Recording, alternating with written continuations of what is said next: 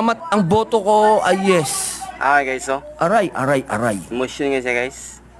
Okay. Gusto kong malaman at mailagay po sa lathalan ng Senado na ako'y may reservasyon dyan. Yung boto yan. Malaking reservasyon ko dahil gusto ko dismissal. Tapusin na natin to. Hindi pa tayo natapos eh. Total, nasa atin na lahat.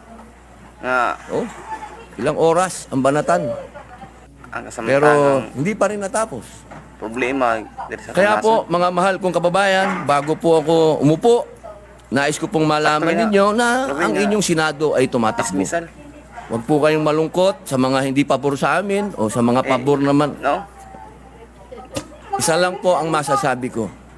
Nabilin na. Tigilan na natin ang politika. Dala na kayo. Nabinbin. At mahalin natin ang bawat isa, magkaisa na tayo, pag-usapan natin ang mga totoong problema. Maraming salamat po. Thank you, Senator Robin Hood Padilla, Madam Secretary. Salamat ang